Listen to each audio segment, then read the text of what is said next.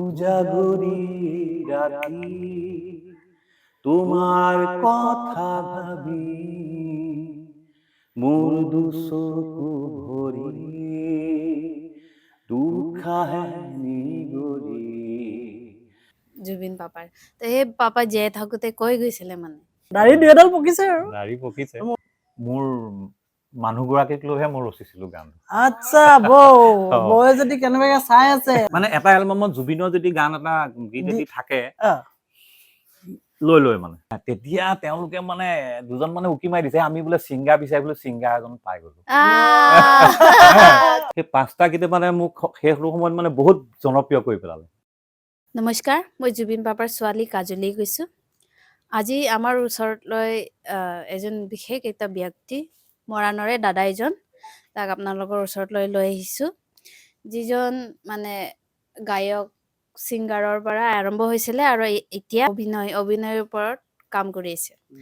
তো আমি কিছুমান কথা জানিম বা সব কথাও জানিম যিমান পাৰে আমি জানিব চেষ্টা কৰিম লগতে আপোনালোকৰ ওচৰতো আগবঢ়াই লৈ যাম গতিকে আমাৰ লগত লাগি থাকিব চাই থাকিব লাষ্টলৈকে এইখিনিতে দৰ্শকক জনাই দিওঁ যে এয়া হৈছে আমাৰ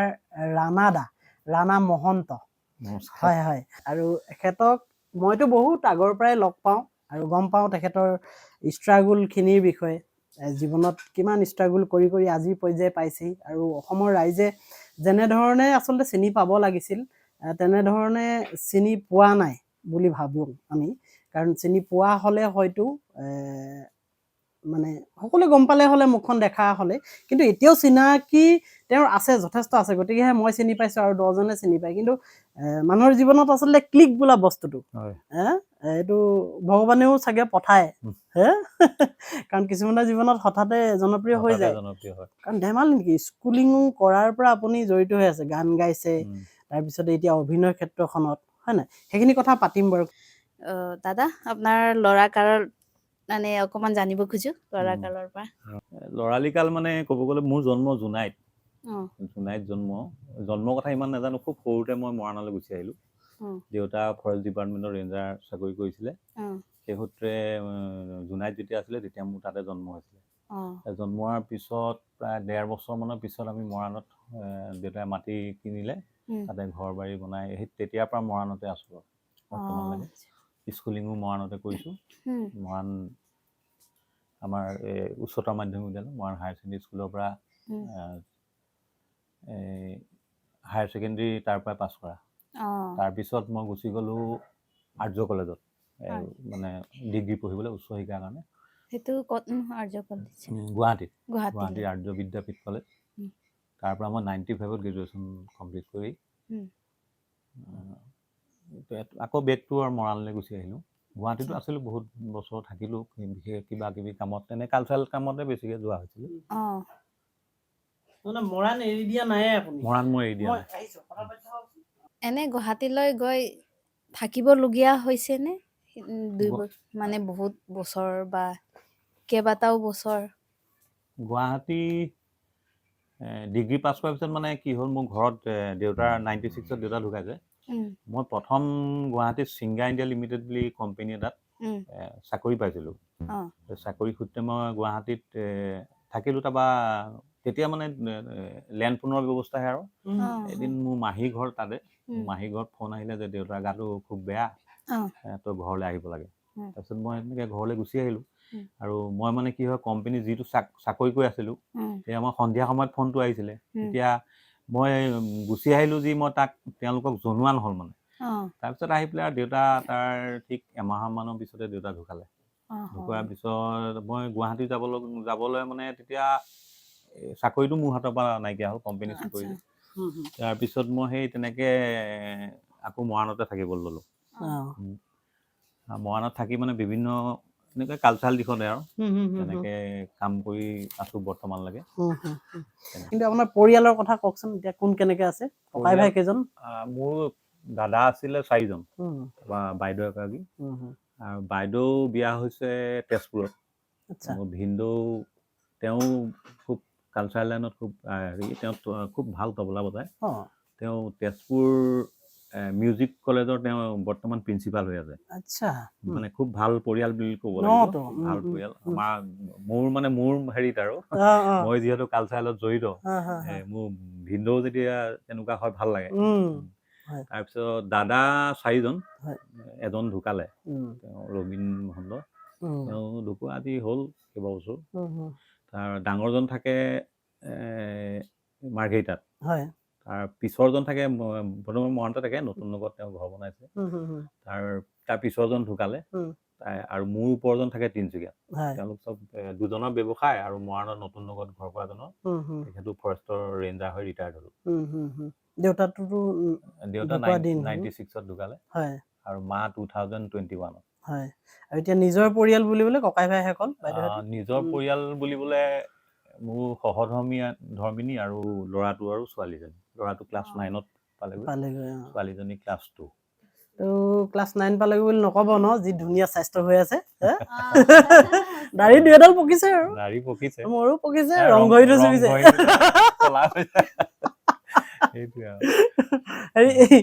বৌ ঘৰ? মই মানে কি হয়, মই কেতিয়াও নিজকে মানে বুঢ়া বুলি নাভাবো। মোৰ মনটো সদায় নিজকে ডেকা হিচাপে ভাবিবলৈ বিচাৰো। তেতিয়া মানে কামৰ বেছি এটা অনুপ্ৰেৰণা পোৱা যায়। জীৱনত বহুত মানে প্ৰতিঘাত পাইছো, মানে অৰ্থনৈতিক ক্ষেত্ৰত বহুত হেৰি পাইছো। কেতিয়াবা হয়তো এসাঁজ নোখোৱাকো কাম কৰিছো, কিন্তু কৰিছো কাম। আৰু মোৰ সহধৰ্মিনী মানে তেওঁ মানে মোক বহুত চাপোৰ্ট দিছে। তেখেতৰ ঘৰ ক'ত আছিলে? তেওঁৰ অৰিজিনেল নাজিৰা, কিন্তু দুলীয়াজনৰ চাকৰি সূত্ৰে মাক আৰু দেউতাক আছিলে, তাতে দুলীয়াজনৰ পৰাই মই বিয়া পতা। মানে বিয়া মানে পলুৱাই আনিছো আৰু। নিজে কৈছো। আৰু 12 বছৰ প্ৰেম কৰিছিলো আমি। 12 বছৰ? 12 years। তুমি কেইবছৰ কৰিছিলা প্ৰেম? 1 বছৰ, তাৰপিছত আনি দেখিলে 1 বছৰ বিয়া পাতিলে কাজলী। সেইটো বহুতে কয় কিন্তু, যে আপুনি 12 বছৰ প্ৰেম কৰি বিয়া পতাটো মানে বৰ্তমান সময়ত এটা বিৰল ঘটনা বুলি কয়। মই এইখিনিতে কথা এটা মনত পৰে, ছুটিকে কৈ দিছো, আপোনাকে সুধিব লাগে, মই টাইম লৈছো। সেইখিনি সময়ততো ফোনৰ হেৰি নাছিল না, এজন ল'ৰাজন থাকে আমেৰিকাৰ কোনোবা এখন ঠাইত, আৰু সেই আছুতিত আহিলে বা এনেকে আহিলেহে ছোৱালীগৰাকীক লগ পায়, তেওঁলোকৰ মাজত প্ৰেম। ইহঁতি কেনেধৰণে মানে কানেকশ্যনটো কৰে, কৈ থয় যে আমুকখিনি সময়ত আকাশত ওলোৱা চন্দ্ৰটোলৈ চাবাচোন। তাততো আকাশ পাতাল পাৰ্থক্য, ইয়াত দিন হলে তাত ৰাতি হয়, কিন্তু কেতিয়াবা দিনতো আমাৰ যোনটো ওলাই ন, তেনেকুৱাকে তেওঁলোকে মিলায় আৰু অনুভৱ কৰে যে আমি এইখিনি সময়ত একেটা বস্তুকে চাইছো। তেহেঁতক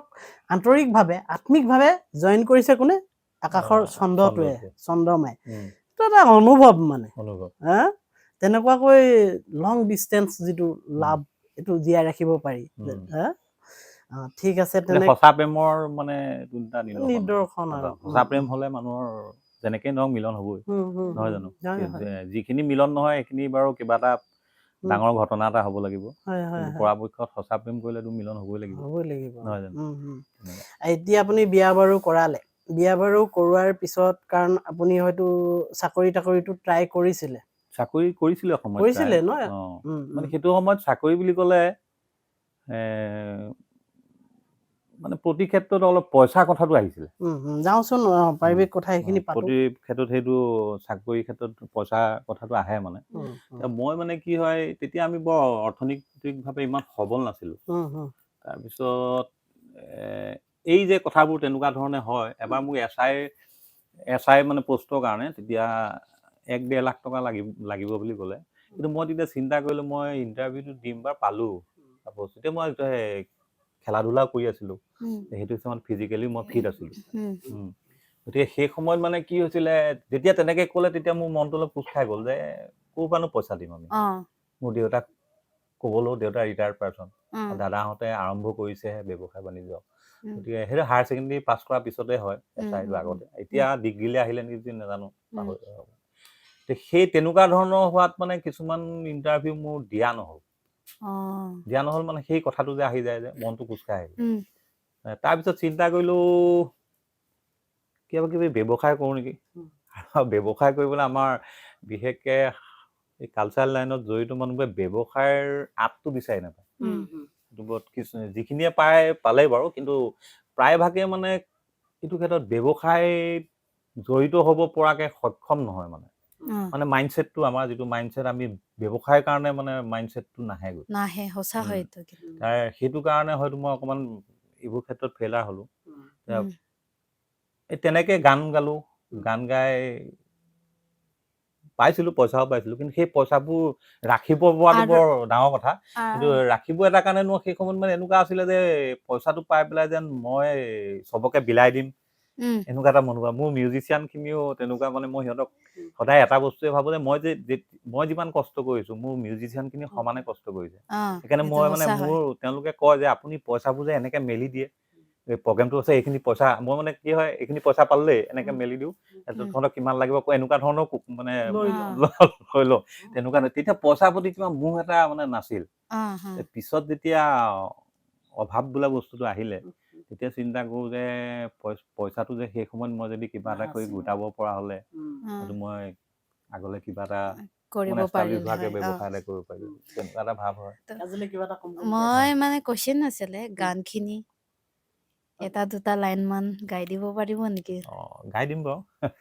মানে জীৱনৰ মই প্ৰথম গানটোৰ কথা প্ৰথম মানে প্ৰথম মই গানটো। আচল কথাটো হ'ল মই এনেই ঘৰত আগতে মানে গান চান গাই থাকোঁ এতিয়া মোৰ দেউতাই কয় মায়েও কয় দেই তই বৰ ভাল গান গাৱ কিন্তু সেই বস্তু তেতিয়া এনেকুৱা এটা নাছিল যে ইয়াক গানত দিওঁ বা আমুকত দিওঁ তাৰপৰা ময়ো সেই তেনেকুৱা শিকাৰ বৰ এটা ইচ্ছাও কৰা নাছিলোঁ বাৰু খেলা ধূলাৰ প্ৰতি বেছি ৰাপ আছিলে ক্ৰিকেট খেলিছিলোঁ খুব বেডমিণ্টন খেলিছিলোঁ ক্ৰিকেটত বহুত জেগাত খেলিছিলোঁ এনেকুৱা আছিলে তাৰপিছত এই গানৰ হেৰিটোত মানে এনেকুৱা হ'ল তেতিয়া সেই সময়ত মানে গান শুনো যথেষ্ট গান শুনো হিন্দী গানো শুনিছিলোঁ অসমীয়া গানো শুনিছিলোঁ মই ইংলিছ গান খুব শুনিছিলোঁ তেতিয়া মানে বেলেগ এটা হেৰি আছিলে এতিয়া ধৰা জুবিনক যেনেকৈ ষ্টিং ময়ো শুনিছিলোঁ পিংক ফ্লয়ড এইবোৰ শুনিছিলোঁ তেনেকৈ ধৰণৰ বহুত ইংলিছ গানৰ চৰ্চাটো বেছি আছিলে তাৰপিছত জিতুল সোণোৱালৰ এটা এলবাম ওলাইছিলে নিৰিবিলি গধূলি বহুত হিট আছিলে নিৰিবিলি গধূলি উজাগৰি ৰাতি বুলি গান এটা আছিলে কুমাৰ চানুৱে গাইছিলে আমাৰে মৰাণৰ তেখেতৰ নাম নকওঁ বাৰু এজন মানে তেতিয়া প্ৰতিষ্ঠিত গায়ক আৰু তেওঁ খুব গান ভাল শিকাইছিলোঁ বহুতক গান শিকাইছে তেওঁ মানে প্ৰেক্টিচ কৰি আছিলে গানৰ প্ৰেক্টিচ কৰি আছিলে আৰু যিখিনিয়ে বজাইছিলে গোটেইখিনিকে মই চিনি পাওঁ গোটেইখিনি মোৰ দাদাহঁতৰ লগৰ মানে তেনেকুৱা তাৰপিছত মই মানে এনেই গৈ প্ৰথম দিনাখন গ'লোঁ এনেই চালোঁ ভাল লাগিলে মানে তাৰ পিছদিনাখনো গ'লোঁ পিছদিনাখন যাওঁতে মানে তেওঁ মানে এই উজাগৰি ৰাতি গানটো তেওঁ মানে এই তালটো মিলাব পৰা নাছিলে গায়কজনে তেওঁ মানে কৈছে যে এইটো এনেকে এনেকে গাব লাগে মানে বাকী মানে মিউজিচিয়ানখিনিয়ে এতিয়া মই চিন্তা কৰিলোঁ যে মোৰতো বিৰাট ইচ্ছা গৈছে গানটো গাবলৈ গানটো মুখস্থ আছে বিয়াত শুনিছোঁ যে বেছিকে শুনিছোঁ মুখস্থ হৈ গৈছে আৰু আটাইতকৈ ডাঙৰ কথা মোৰ মিউজিকটো মুখস্থ গোটেই গানটোৰ মানে তাৰপৰা মই মানে দাদা এজনক ক'লোঁ মোৰ যিজন ঢুকালে যে ৰবীন তেওঁৰ একেলগৰ আছিলে তেওঁ ড্ৰামছ বজাইছিলে তেওঁ ঢুকালে দেই তেওঁ খুব ভাল কালচাৰেল লাইনত বহুত হেৰি এক্টিভ মানুহ আছিল তেওঁ মই ক'লোঁ দাদা মই গানটো মই এবাৰ গাই চাব পাৰোঁ নেকি ক'লে গোৱা আকৌ একো নাই গোৱা বোলে বোলে আপোনালোকে বজাই দিব খালি তাৰপিছত মই মানে গানটো এটা ভুল নকৰাকৈ গোটেই গানটো কমপ্লিট গাই দিলোঁ তেতিয়া তেওঁলোকে মানে দুজন মানে উকি মাৰি দিছে আমি বোলে ছিংগাৰ বিচাৰি বোলে ছিংগাৰ এজন পাই গ'লো মানে এতিয়া আমি প্ৰগ্ৰেম কৰিম এজন ছিংগাৰক লৈ আমি প্ৰগ্ৰেম কৰিব পাৰিম মানে আপোনাৰ জীৱনত মানে সেই গানটোৱে গান গোৱাৰ প্ৰতি এটা আগ্ৰহটো বেছি বঢ়াই দিলে আৰু মানে যিটো আগতে অলপ লাজ সংকোচ আছিল যে সেই গীতটোৱে মোক মানে অলপ সাহস দিলে আৰু এটা পুচো হৈছে যেতিয়া 5জন 10জন মানুহে কৈ দিছে নহয় আমি পাই গ'লো এই বস্তুটো প্ৰথম পাইছে আপুনি প্ৰথম পাইছো তাৰপিছত আপুনি কেনেধৰণে আৰু সংগীতৰ যাত্ৰাত আগবাঢ়ি গ'ল সেইখিনি কথা তাৰপিছত হ'ল মানে কি সেই তেখেতসকলে শান্তিপুৰত বিহু মেলা হয় যে বহুত পুৰণা বিহু মেলা শান্তিপুৰত মানে তেওঁলোকে ক'লে যে মোৰ হৈ মানে এটা প্ৰস্তাৱ দিলে যে গায়ক এজন মানে নতুন ল'ৰা এই গান কেইটামান মানে গাব পাৰিব নেকি তেনেকে তাৰপিছতে মোক প্ৰগ্ৰেম দিলে সেই প্ৰগ্ৰেমত মই গীত গালোঁ কেইবাটাও মানে জিতুলৰ গানে গালোঁ তেতিয়া জুবিন ওলোৱা নাই দেই তেতিয়া জুবিন ওলোৱা নাই জিতুলৰ গানখিনি গালোঁ উম, প্ৰথম দেখাতেই উম, তাৰপিছত এই উজাগৰি ৰাতি দি আৰম্ভ কৰিছিলোঁ উম, সেই তেতিয়া মানে যেতিয়া প্ৰগ্ৰেম কৰিলোঁ মই 5টামান গীত গাইছিলোঁ উম, সেই 5টা গীতে মানে মোক সেই সময়ত মানে বহুত জনপ্ৰিয় কৰি পেলালে আচ্ছা সেই প্ৰগ্ৰেম কৰি থাকোঁতে মোক চেপনৰ পৰা আহিছিলে উম, চেপনৰ পৰা এজন আহিছিলে আহি পেলাই মোক তাতে হেৰি কৰি পেলাই মোক বুকিং কৰিছিলে উম। এতিয়া মই তেতিয়া মানে মই ভাবিছোঁ যে মই গায়ক হৈ গ'লো নেকি বেলেগ এটা এনাৰ্জি পাইছে না এনাৰ্জি পাই গ'লো প্ৰথম মানে বাকী মিউজিচিয়ান গোটে এই প্ৰগ্ৰেম পাই গ'লা দেখিলি দেখিলি প্ৰগ্ৰেম পাই গ'লি ক'ত সোমাই আছে মানে এনেকুৱা ধৰণৰ হ'ল হৈ গ'ল আৰু সেই সময়ত মৰাণত ক'ব গ'লে বৰ বিশেষ ছিংগাৰো নাছিলে ছোৱালী মানে গায়িকা কেইবাগৰাকী আছিলে কিন্তু মেল ছিংগাৰ কম আছিলে মানে আছিলে যদিও তেওঁলোকৰ মানে ইমান ফকাছত অহা নাছিলে আমাৰ সেইটো সময়তো মিডিয়া বুলিবলৈ নাই দূৰদৰ্শনৰ বাদে টিভিতটো একো চেনেল নাই আৰু ষ্টেজবোৰে এটা এটা মিডিয়া হৈ পৰে ষ্টেজটো একোটা একোটা হেৰি আৰু মোবাইল ফোনো নাছিলে আজিকালি যেনেকে চেলফি তোলা বা ৰেকৰ্ডিং কৰে আমাৰ সেইবোৰ মানে সেই তেনেকে যি গালো আৰু তেনেকেই গ'লগৈ ৰেকৰ্ডিং বোলা বস্তুটো বিচাৰি নাপায় এই প্ৰসংগটোত থাকোতে আমি সেই উজাগৰি গীতটো আপোনাৰ জীৱনৰ প্ৰথম গান হয়তো 10জনে প্ৰশংসা কৰা তাৰপিছত ষ্টেজত আহিল উজাগৰি গীতটোৰ তাই কৈ আছিলে প্ৰথম গানটো আমি 2-4 লাইন শুনিম যদি মনত আছে অকমান গাই দিছো বাৰু দেই আমি এনে ক্লিক দিম বাৰু উজাগৰি ৰাতি তোমাৰ কথা ভাবি মোৰ দুচকু ভৰি দুখাহে নিগৰি নাহিবি সোঁৱৰণি নাহিবি সোঁৱৰণি বঢ়িয়া সেইটো প্ৰথম মানে ষ্টেজত এতিয়াও গাওঁ দেই নোগোৱা নহয় এতিয়া এই তাৰপিছতে জিতুল দা গানখিনি মানে পিছতে জুবিন ওলালে তেতিয়া অলপ হেৰিটো বদলি গ'ল মানে ক'ব গ'লে জিতুল দাৰ ষ্টাইলটো আৰু জুবিনৰ হেৰিৰ মাজত বহুত ডিফাৰেঞ্চ আহি গ'ল তেতিয়া মই জুবিনৰ গানো গালো তাৰপিছত এনেকে গাই মানে বহুত গালো শদিয়াৰ পৰা ধুবুৰীলৈকে গালো বুলিয়ে ক'ব পাৰি বিভিন্ন জেগাত তেনেকে প্ৰগ্ৰেম কৰিলো আৰু দৰ্শকৰ এটা হেৰিও বহুত মৰমো পালো বহুত মৰম পাইছো দৰ্শকৰ আৰু পিছত যেতিয়া মই গান গাবলৈ মানে কিবা এটা মই অলপ মানে হেৰি হয় সঁচা কথা ক'বলৈ মই অলপ ইগ' প্ৰব্লেম মোৰ নাই ইগ' বুলি নকওঁ মোৰ মানে কেতিয়াবা এনেকুৱা হয় যে এইটো নকৰো বুলি ক'লে মানে মন নাযায় আৰু মানে এইটোৰ প্ৰতি বোলে মোৰ এইটো মোৰ মন নোযোৱা হ'ল এই মই তেনেকে মানে অনীহা প্ৰকাশ কৰি দিওঁ মানে তেনেকুৱা হ'ল আৰু পিছলে কি হ'ল মই প্ৰগ্ৰেম কৰি থাকিলেও মানে কেছেটো কৰিলো মই 2-3খন কেছেটো কৰিলো পিছলে প্ৰগ্ৰেম কৰিবলৈ দিগদাৰ হ'ল মোৰ মা অসুস্থ হ'ল তাৰ আগত দাদা অসুস্থ হ'ল তেনেকে মানে এতিয়া মাকটো মই অকলে এৰি থৈ যাব নোৱাৰো আৰু এওঁ চাকৰি আছিলে দুলীয়াজানত এওঁ আহি পেলাই মাৰ লগত থাকিবলৈ দিগদাৰ হয় চাকৰি সূত্ৰে সেই তেনেকে মই মিউজিকৰ পৰা মানে একেবাৰে আঁতৰ হৈ গ'লো আৰু সেই সময়ত মোৰ প্ৰগ্ৰেম আহিছিলে আহিলেও মানে কি হয় মই চিন্তা কৰোঁ মই গুচি যাম মাক কোনে চাব এনেকুৱা ধৰণৰ এটা হয় আৰু কেতিয়াবা এতিয়া আমি কালচাৰ লাইনৰ মানুহ আমাৰ কেতিয়াবা দেৰি হয় ঘৰলৈ আহোঁতে সঁচা কথা ক'ব গ'লে কিবা গান চানৰ যদি হেৰি এটা ওলায় তেতিয়া মানে অট'মেটিক বন্ধুবোৰৰ মাজতে গান চান গাই পেলাই কেতিয়াবা দেৰি হৈ যায় তেতিয়া মায়ে মানে এই যে মই নোযোৱালৈকে মায়েও ভাতকেইটা নাখায় 12টা বাজি গ'ল 1টা বাজি গ'ল যদি মা যদি সাৰ পাই থাকে তেওঁতো বেমাৰটোৱে আৰু অলপ হেৰি কৰিব এইখিনি কাজলিক অকমান খুহুতীয়া কথা এটা কৈ দিওঁ আমাৰ তেতিয়া এখন শ্বুটিং চলি আছিলে মৰাণতে ৰাংঢালী তুলিকা খুব গম পাব আপুনি বিয়া কৰাইছিলে তেতিয়া বৌক একদম নতুন হৈ আছিলে আৰু ডাইৰেক্টৰ কিজন মানে কি কয় এখেতৰ লগৰ মানে একদম খাস আৰু বিয়া কৰা সপ্তাহ 10-15 এমাহ এনেকুৱা কিবা এটা হৈছিলে নেকি মানে হয় কি আমাৰ শ্বুটিং চলে বেছিও হ'ল 2 মাহ মান হৈছিলে নেকি নতুন আৰু বিয়া বাৰু কৰাৰ পিছত ঘৰৰ মানুহ গৰাকীয়ে গৃহস্থনীয়ে বিচাৰিব আৰু গৃহস্থক ইমান ৰাতিলৈ কেলে অহা নাই আমি শ্বুটিং হৈ থাকে ৰাতি শ্বুটিঙৰ কাম শেষ হৈ গ'লো দাদাক নপঠাই লগৰকেইটা তই ক'ত যাওঁ ৰবি এই দাদাই কয় মই গালি খাম এতিয়া ফোন আহিলে মোৰ আছে মৃদুল বুলি কয় মইতো চবতকে সৰু দাদাতকে সৰু ইহঁতে মানে তেওঁলোকে লগৰ এইটো পুৰা কামোৰ দিয়ে নাই নাতে থাকিবলৈ এইটো ৰাজীৱ আছিলে নেকি ডাইৰেক্টৰ ৰাজীৱ বৰঠাকুৰ ৰাজীৱ দা আছিলে মণি ভট্টাচাৰ্য মণি দা আছিলে তেজপুৰৰ তেওঁবিলাক আছিলে তেনেকে আচ্ছা নিজৰ গানৰ কাৰণে আহোচোন নিজৰ গান আপোনাৰ কেনেধৰণে কি গান কৰিলে প্ৰথম গান কি আছিল অকমান শুনিম প্ৰথম কেছেট এটা কৰিলো মাথো তুমি বুলি সেইটো মই পাহৰিছো কিমান চনত হৈছিলে কিন্তু তেতিয়া জুবিনৰ গানখিনিৰ মাজতে কেছেটটো তেতিয়া জুবিনৰ গান আৰু মানে গোটেই অসমতে হেৰি লৈ ল'লে আৰু জুবিনে গোটেই স্থানটো তাৰ মাজতে বনাইছিলো এলবামটো বনাওঁতে অনিল চেগেছা যে আমাৰ ডক্টৰ অনিল চেগেছা তাৰ ঘৰতে গোটেই চিকুৱেঞ্চ কৰিছিলে ববিদা বুলি কওঁ আমি ববিদা বুলি কওঁ ডিব্ৰুগড় তেওঁ মিউজিক কৰিছিলে তাৰপিছত বহুতে মোক সহায় কৰিছিলে দেই সেইটো সময়ত বহুতে মোক সহায় কৰি বহুতে মানে মোক মানে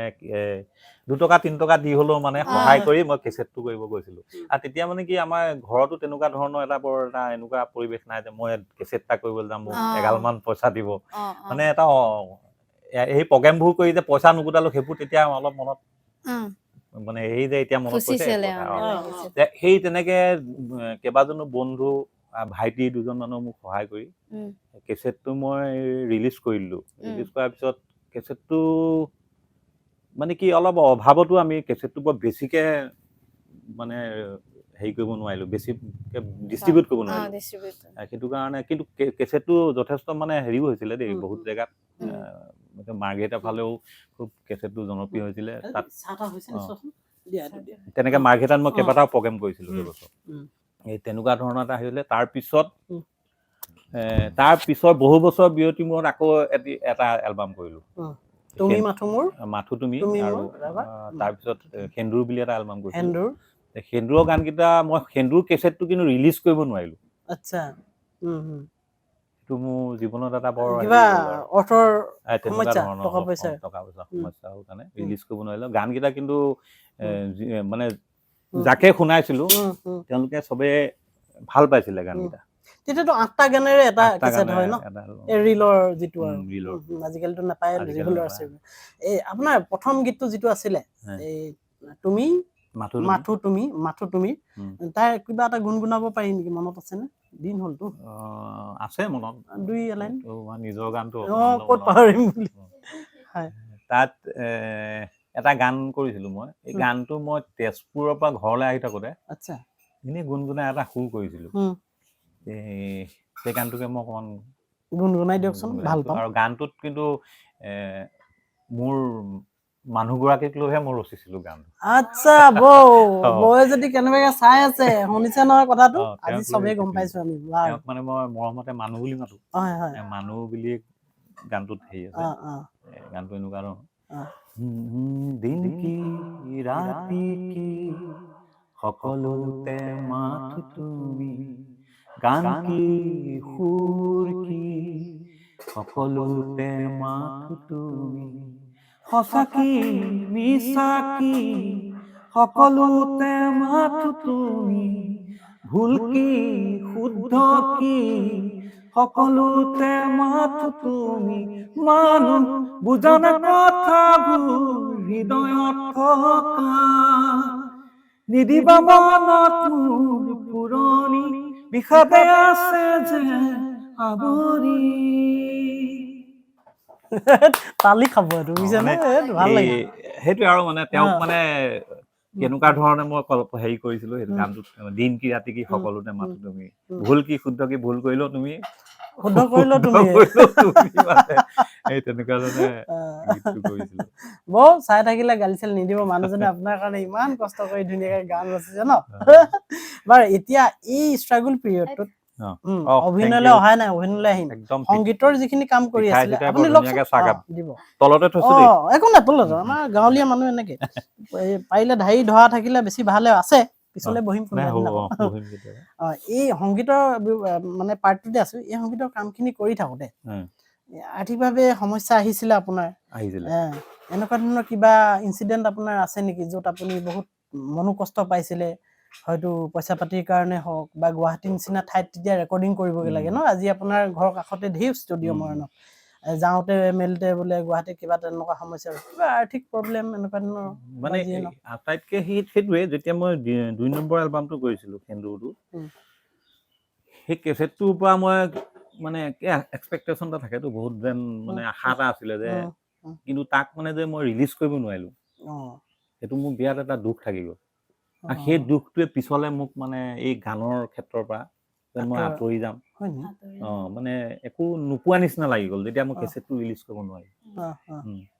তেতিয়া মানে কি হয় মই এইটো নহয় যে মই নোযোৱা নহয় বহুতৰ ওচৰত গৈছোঁ যে আপোনালোকে মোৰ এইটো এলবাম তেতিয়া মই বস্তুটো কি হৈছে তেতিয়া মানে মই ইমান পপুলাৰ নহয় তেওঁলোকৰ ওচৰত মানে গুৱাহাটীৰ মানুহখিনিৰ ওচৰত মই যে পপুলাৰ নহয় তেওঁলোকে ডিষ্ট্ৰিবিউটৰবোৰে মানে গ্ৰহণ নকৰিলে মানে লাগিলে ক'ব যে গান এইটো ভাল হৈছে এলবাম ভাল হৈছে এনেকে ক'ব কিন্তু মানে তেওঁলোকে যে ব্যৱসায় ভিত্তিত কৰিব কাৰণ সেই সময়ততো জুবিনো মানে এটা হেৰিত গৈ আছিলে ন আৰু জুবিনৰ গানবোৰে বেছিকে হেৰি হয় বা 2-এজন তেনেকুৱা ছিংগাৰ ওলাইছে কুমাৰ ভৱেশো তেতিয়া নাযাবা শুন মানে গীতটো গাই হেৰি কৰিছে সেইখিনি সময়ৰ কথা তাৰপিছত সেই তেনেকে মানে ডিষ্ট্ৰিবিউটৰবোৰে যেন